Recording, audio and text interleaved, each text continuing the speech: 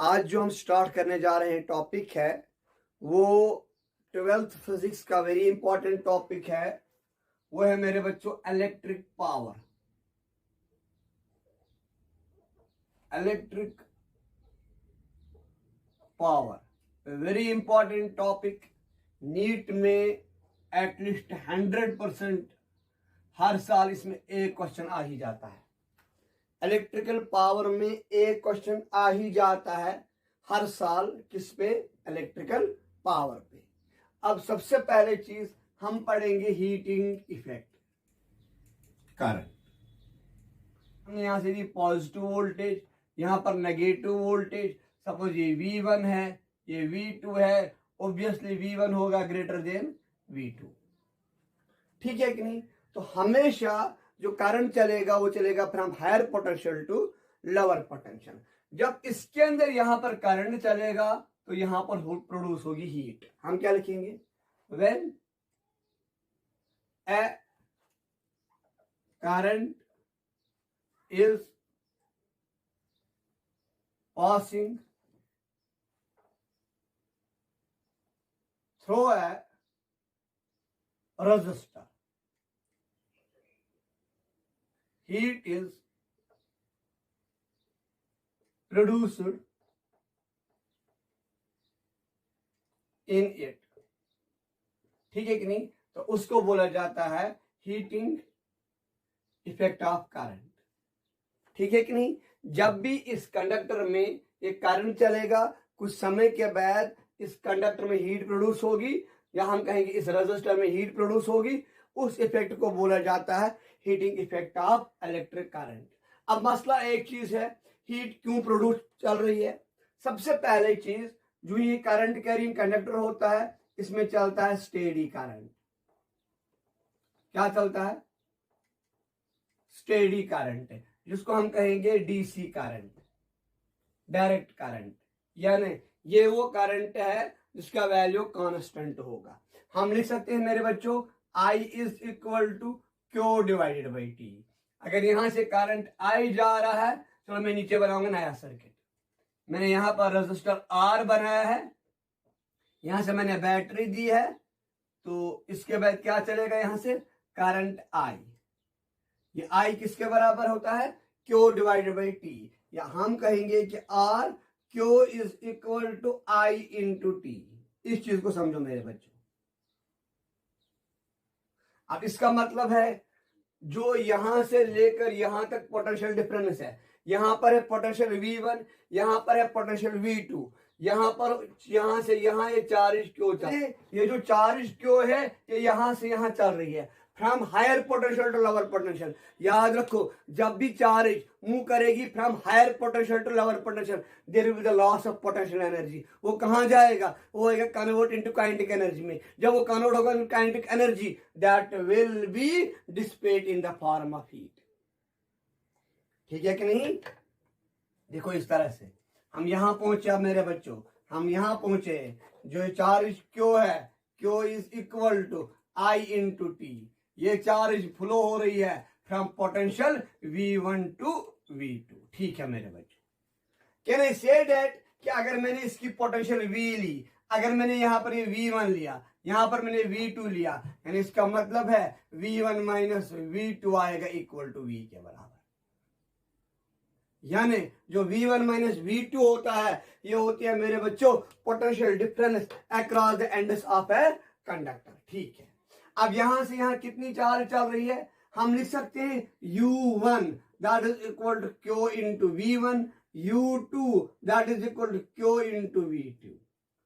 यानी ये जो मैंने पोटेंशियल निकाली है, ये U1, ये है Q इंटू V1। इस पॉइंट पे जो मैंने U2 निकाली, ये है potential energy at this point. तो हम लिख सकते हैं मेरे बच्चों यहां पर डेल्टा U किसके बराबर आएगा? वेरी गुड, डेल्टा U आएगा U2 minus U1। Delta U आएगा किसके बराबर मेरे बच्चों? शाबाश, Q V2 minus Q V1।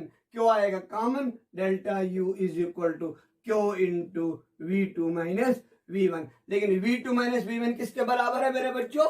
V के बराबर। हम लिख सकते हैं मेरे बच्चों delta Q is equal to Q into V। लेकिन ये आएगा नेगेटिव में। क्यों? V1 माइनस V2 किसके बराबर है? V के बराबर। V2 माइनस V1 क्या बनेगा? माइनस V के बराबर। ठीक है, इस तरह से हम लोगों ने निकाली है पोटेंशियल एनर्जी। जो ये पोटेंशियल एनर्जी होगी ये कन्वर्ट होगी किसमें? कन्वर्ट होगी इनटू काइनेटिक एनर्जी। लेकिन जो काइनेटिक एनर्जी इलेक्ट्रॉन्स की होगी वो ट्रांसफर होगी मेटल को, मेटल में होगी वो transmit in the form of heat. At the हम सीधे कहेंगे कि heat is equal to negative delta U, यानी heat is equal to Q into V. ठीक है कि नहीं? जितना इनके बीच में हो जाएगा ये लॉस इन पोटेंशियल एनर्जी होगा कन्वर्ट इनटू हीट एनर्जी। लेकिन क्यों किसके बराबर है? आई टी के बराबर। मेरे बच्चों I is equal to I into T into V, H is equal to V I into T. इसको मेरे बच्चों बोला जा सकता है जूल्स हीटिंग इफेक्ट। यह है जूल्स हीटिंग। ठीक है कि नहीं? अब इसका मतलब है हीट किसके बराबर आता है? शाबाश, voltage potential difference into current into time. Is it clear now? चलो ठीक है मेरे बच्चों, यहां तक हम पहुंचे हैं। हमने क्या निकाली? एंड वाली equation V is equal to H is equal to, वो किसके बराबर आता है? V I into T. आराम से देखो इसको। अब हम यहां से, ये वो चीज है जब कल आपको वोल्टेज और करंट दी होगी, यानी यहां से वोल्टेज कितनी है, यहां से कितना करंट चल रहा है, तब ये काम करेगा। लेकिन कल अगर आपको वोल्टेज और करंट नहीं दिया होगा और दो वेरिएबल दिए होंगे, we know that according to Ohm's law V is equal to I into R। तो इसका मतलब H can be equal to IR into IT, यानी H is equal to I square R into T। ये तब होगा जब कल आपको सर्किट में खाली रेजिस्टेंस और क्या दिया होगा? करंट। याद रखो ये मोस्टली यूज होता है सीरीज कॉम्बिनेशन में, यहीं पे याद रखें। और ये मोस्टली यूज होता है अगर आपको सोर्स की एनर्जी निकालनी होगी। सोर्स ने कितनी एनर्जी एब्जॉर्ब की या सोर्स ने कितनी एनर्जी सप्लाई की है, इन दो में काम आएगा। या आएगा हीट लॉस्ट, तब जब आपको करंट दिया होगा। मोस्टली सीरीज में हमेशा करंट क्या रहता है? कांस्टेंट। इसीलिए ज्यादा कहां पर यूज होता है? सीरीज कॉम्बिनेशन में। दूसरी बात, V is equal to I into R, I is equal to V divided by R. यानी इसका मतलब हुआ है H can also be written as, मेरे बच्चों, V into V divided by R into T. H is equal to V square R into T. ये वाली equation तब काम होती है अगर आपके पास होंगे पैरेलल कॉम्बिनेशन। क्यों पैरेलल कॉम्बिनेशन? क्योंकि पैरेलल कॉम्बिनेशन में हर एक डिवाइस में वोल्टेज क्या रहती है? सेम। ये कहां पर यूज होती है? Parallel combination. ये कहां पर यूज होती है? सीरीज कॉम्बिनेशन में। ये कहां पर यूज होती है? सोर्स में। आगे बढ़ेंगे मेरे बच्चों। इस तरह से हम लोगों ने निकाला है हीट। कितनी हीट प्रोड्यूस होती है? शाबाश, एब्जॉर्ब होती है वी आई इंटू टी, या H is equal to V square R into T, या H is equal to I square R into T. ये तीन इक्वेशंस अपने सबकॉन्शियस माइंड में डालो मेरे बच्चों। अब बात आ रही है पावर की। Power in electric circuit, important topic यहां से स्टार्ट हो रहा है।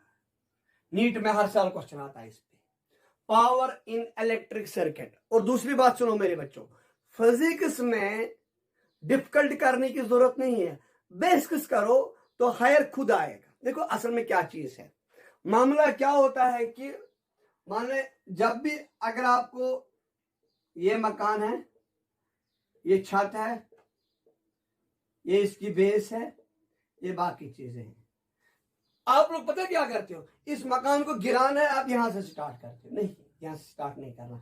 अगर बनाना है वो अलग बात है, अगर खोलना है यहां से, आप पहले इन चीजों को खत्म करो। फिजिक्स में आपको जो चीज आता है, जो इजी लगता है, उसको खत्म करो। जो ही आप उन चीजों को खत्म करोगे नेक्स्ट स्टेप पे जाओ, जो ही उनको खत्म करोगे नेक्स्ट स्टेप पे जाओ। इस तरह से आपको एक एक चीज खुलता जाएगा तो आपको फिजिक्स आसान दिखेगी। कभी भी आप डिफिकल्ट लेवल को टच मत करो, डिफिकल्ट लेवल इजी लेवल बनाओ। वो कैसे बनेगी? पहले वन स्टेज खत्म करो, सेकंड पे जाओ, थर्ड, फोर्थ, फिफ्थ, ठीक है मेरे बच्चों, आगे बढ़ेंगे। हम जानते हैं जो पावर होता है वो होता है heat produced per unit time, ठीक है कि नहीं। यानी यहां पर क्या होती है, heat produced per unit time, या heat dissipated per unit time, या heat absorbed per unit time, अगर डिवाइसेस की बात होगी। यानी इसका मतलब जो आपका P आएगा वो आएगा VI into T whole divide by T, T और टी कैंसल, P आएगा V इंटू आई, या आपका जो P आएगा वो आएगा R I square R into T divide by T, T और T cancel, P is equal to I square into R, या similarly P can be equal to V square divided by R। ये formula एक, ये दूसरी और ये तीसरी। Again ये कहां पर यूज होती है, सोर्स में। ये कहां पर यूज होती है, सीरीज कॉम्बिनेशन में।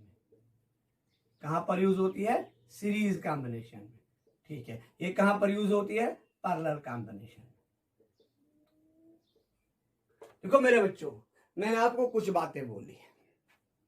एक चीज मैंने आपको बोला है V is equal to I, P is equal to V into I. ये हमेशा आप कहां पर यूज करोगे, अगर आपको निकालना होगा सोर्स में कितना पावर है, सोर्स ने कितना पावर दिया है, सोर्स ने कितना पावर कंज्यूम किया है, वो बात देखोगे, आपके दिमाग में आना चाहिए V इंटू आई।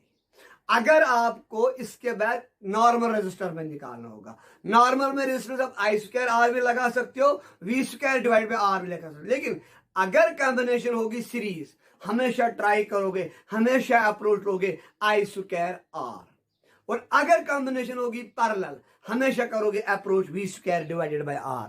इन चीजों को मेरे बच्चों याद रखो। आगे बढ़ेंगे मेरे बच्चों। अब आएगा इसका यूनिट।